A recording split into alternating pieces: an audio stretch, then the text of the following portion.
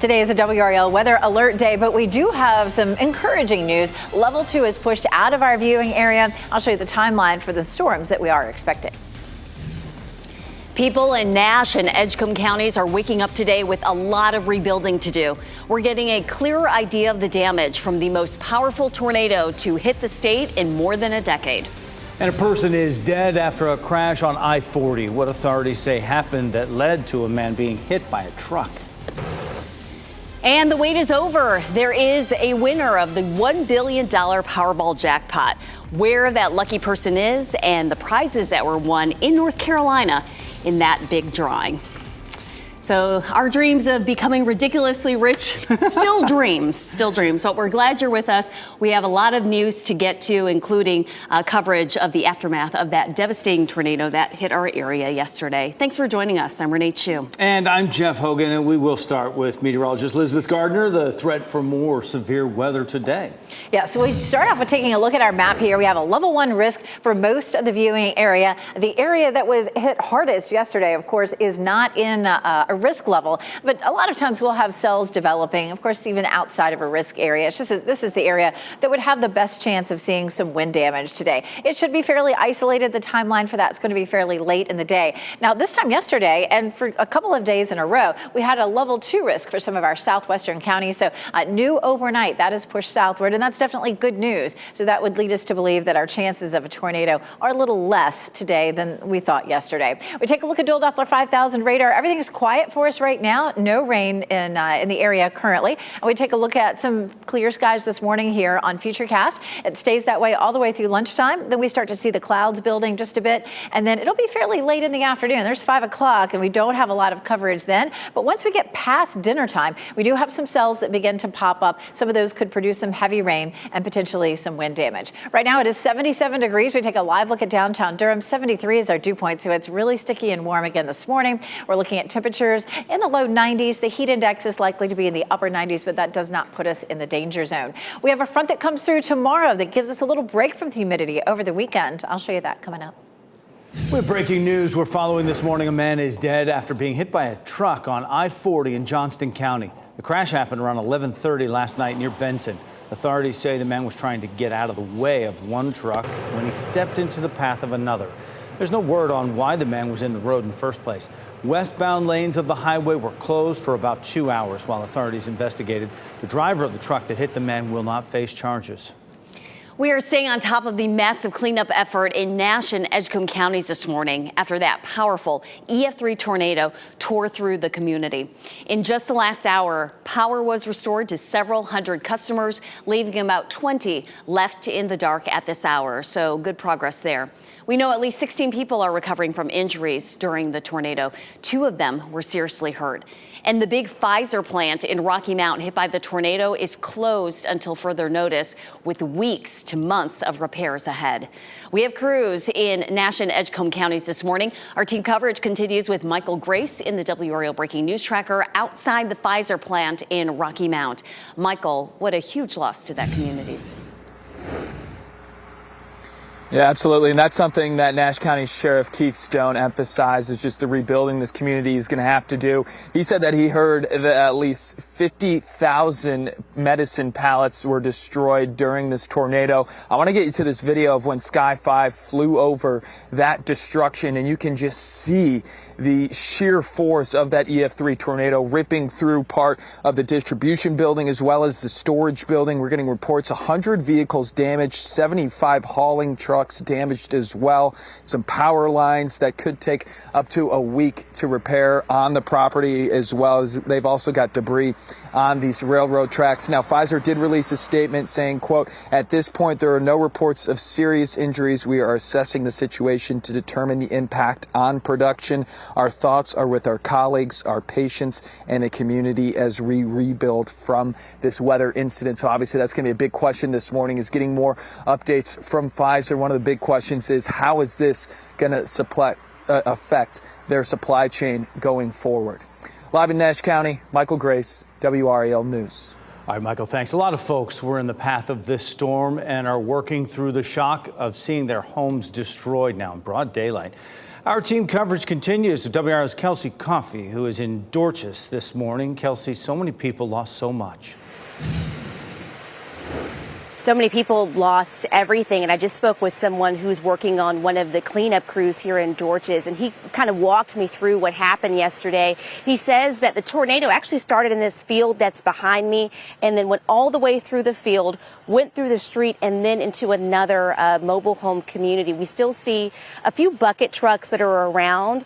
Right now, the road is back open. Town Hall Road is open again, but bucket trucks are still around just trying to clean up some debris that's left on the ground. And this is one of the worst tornadoes Nash County has ever seen. We've got some video to show you now of the aftermath. Nash County Sheriff Keith Stone says he's seeing most of the storm damage right here in Dorchester, and their neighbor, or rather their mayor, Jackie Vick, says that at least 5 homes were destroyed here. So if you or someone you love has been impacted by this tornado, there's a couple of places for you to go. Nash County Public Schools released a statement saying that people can go to the Rocky Mount Senior Center or Red Oak Baptist Church to get some help if they need it. Kelsey Coffey, WRAL News, live in Dorchester. It's going to be a long road to recovery. We'll have more coverage of the aftermath of this powerful tornado throughout the morning. In 10 minutes, how drivers who were stranded by the storm on I-95 sprang into action to help each other. Be sure you have the WRAL weather app loaded on your phone. This is the best way to make sure you get the alerts for your area when severe weather approaches. New this morning, police in Goldsboro are working to make arrests in 2 separate shootings. The second one happened as they investigated the first just down the street. Officers responded to a shot spotter alert on Rosewood Avenue just after 8 last night. They later found a man who had been shot on Day Circle. He was taken to the hospital and is expected to recover.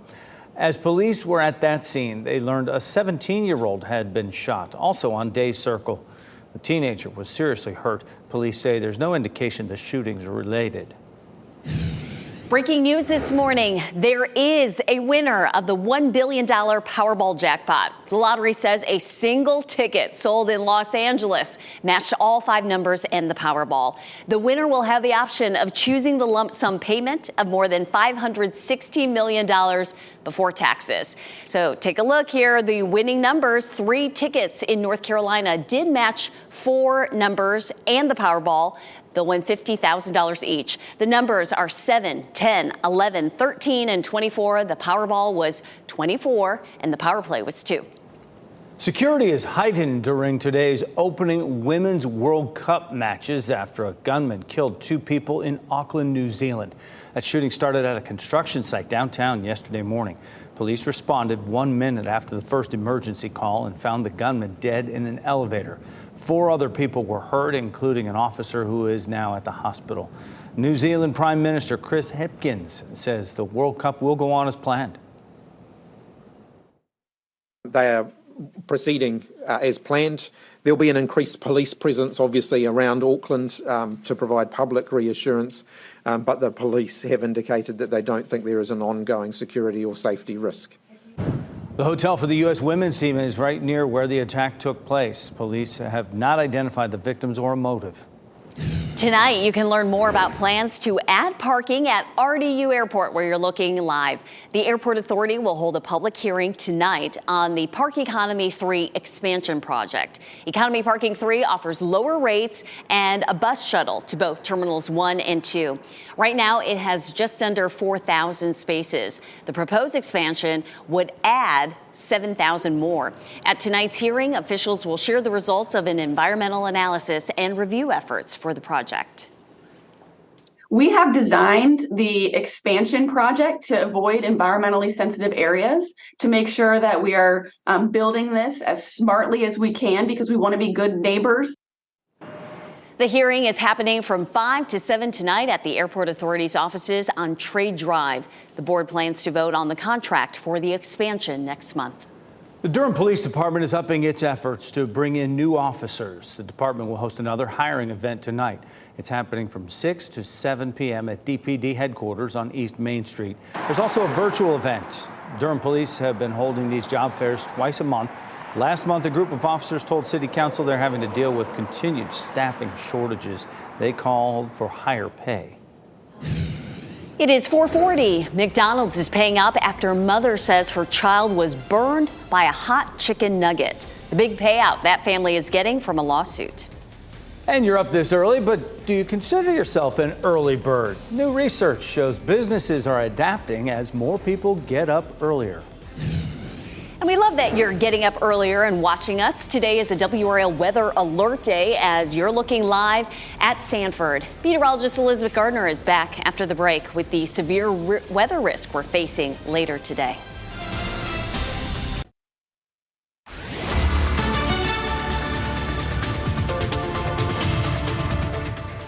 It is 4:43, and we do have a level 1 risk for severe storms for most of our viewing area. And if you happen to be watching yesterday, you may have noticed that the Sandhills were at level 2 yesterday. The Storm Prediction Center has bumped that back down closer to South Carolina. So that's good news. But of course, we know our atmosphere is primed. The atmosphere will be fairly similar to yesterday. Not that we'll have a tornado, but we certainly have the potential to see 1 or 2 storms that could produce some wind damage. Nothing's happening out there right now. We're all dry on the dual Doppler 5000 radar. And our timeline for today is pretty late in the day. We're going to walk through that with Futurecast coming up. Chapel Hill, nice and quiet this morning. Our temperatures are on the warm and sticky side. We're in the low to mid 70s for the most part right now. So it'll be a muggy run this morning, but we'll climb up to 91 this afternoon, feeling closer to triple digits. We have more coverage now of the tornado in Nash County. Its path crossed I-95. Yeah. That's it. Can you believe it? It's leaving drivers stranded there for hours. Wind toppled the trees, dropping them onto passing cars. WRAL photojournalist John Payne happened to be driving on I-95 at the time, and he witnessed drivers springing into action to help other drivers who were trapped. A number of drivers got out of their vehicles, truck drivers and car drivers, travelers, jumped out of their vehicles and ran up to the trees. And one man pulled a chainsaw out and went to cutting limbs and trees, and people just started pulling debris off the roadway. It's an amazing effort. I-95 was closed in both directions for about 2 hours while crews worked to clear all that debris. The University of Vermont just fired the head coach of its men's hockey team over accusations he sent inappropriate texts to a student. Todd Woodcroft lost his job after a 4-month investigation by the school's Office of Affirmative Action and Equal Opportunity. The university has not released specifics, but says Woodcroft sent repeated texts to the student. Assistant hockey coach Steve Wiedler will serve as interim for the season. A new study found rates of teen suicide and suicide attempts were at their lowest when schools were shut down during the pandemic. Researchers analyzed data from more than 73,000 emergency department visits and hospitalizations between 2016 and 2021. And they found incidences of teen suicide increased nationally between 2016 and 2019. In 2020, when schools shut down, incidents declined. And when classes returned in 2021, the rate not only rebounded, it increased beyond what was expected. If you or someone you know is experiencing mental health challenges or having suicidal thoughts, there is help available. You can contact the National Suicide Prevention Lifeline at any time. The number is 988. You can also visit WRAL.com and search Get Help for additional resources in our area.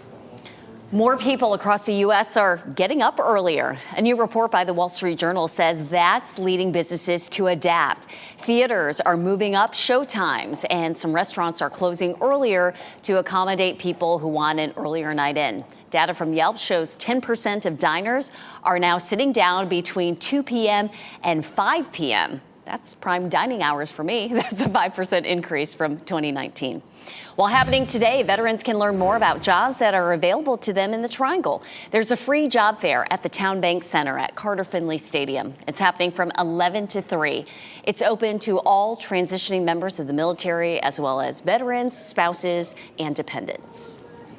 Give you a live look right now down Salem Street in Apex. It's 4:47, and this time yesterday morning it looks kind of the same right there. A different day ahead right now. Elizabeth Gardner in the WRAL Severe Weather Center. At least we hope it's a different day today, Elizabeth. Now we take a look at dual Doppler 5000 radar, and all is quiet. There's a little shower that's down closer to the coast right now, but we should be quiet for this morning. It looks like late afternoon, evening is when we'll have the best chance of thunderstorms. And if you're just joining us, a piece of encouraging news is that the Storm Prediction Center has pushed that level 2 risk all the way down closer to South Carolina. So it's out of our viewing area. we do have a level 1 risk, and that does mean that we could have some storms that produce wind damage. So we'll be watching for that very closely for today. We'll take a look at the timeline for that. Again, all's quiet right now. We'll see clear skies as you're heading out the door. Maybe a little hazy because we've got a lot of humidity in the atmosphere, a lot of moisture in the atmosphere. By lunchtime, we start to see the clouds building a bit, but it's not likely to be until, say, 5 o'clock or later before we see some storms developing. You can see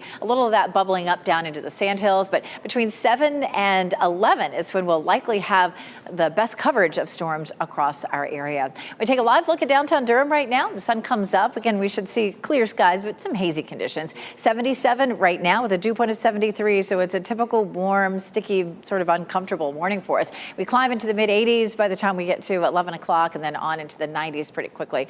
Around town today, 91 in Raleigh, 90 in Durham, 92 in Fayetteville. We're not going to see intense heat today, but because of the amount of moisture in the atmosphere, we're still going to see that heat index pretty high. Right now we're sitting at 73, which is tropical. We hardly ever see a dew point in the triangle that's over 75. So, that's one of the higher numbers that we normally see. We do see a little bit of a break over the weekend. Our humidity backs off a little bit on Saturday and Sunday. You can see those numbers dipping down into the 60s. So that's definitely good news. We are looking at a heat index of around 100 today and 102 Friday, but then we drop it down to about the temperature on Saturday. So 89, that's not going to be bad at all. Today, of course, is a WRAL weather alert day because of our chance for storms. And we could see a few isolated storms Saturday and Sunday, but we're looking at a high of 87 on Saturday, 89 on Sunday, and our humidity drops off nicely. We don't have a return to any really big heat for Tuesday and Wednesday either, with highs in the low 90s. Elizabeth, thanks. The man accused of being a serial killer in New York has ties to the Carolinas. New developments in the investigation into the Gilgo Beach killing suspect. And coming up in the next half hour, more of our team coverage of the aftermath of the tornado that devastated communities in Nash and Edgecombe counties.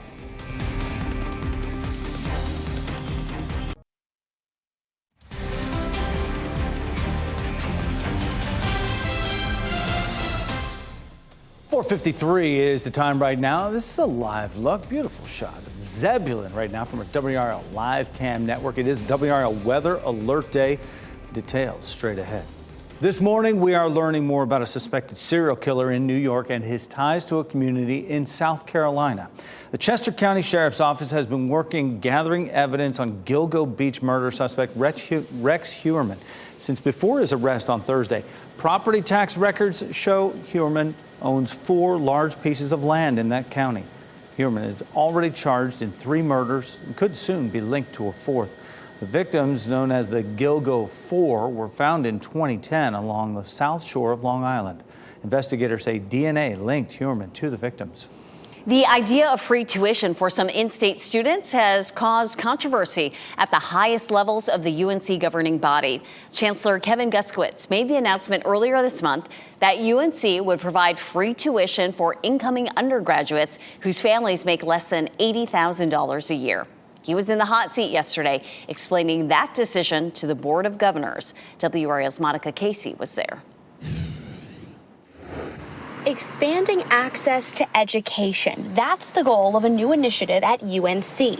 Carolina will provide free tuition for incoming in-state undergraduates whose families make less than $80,000.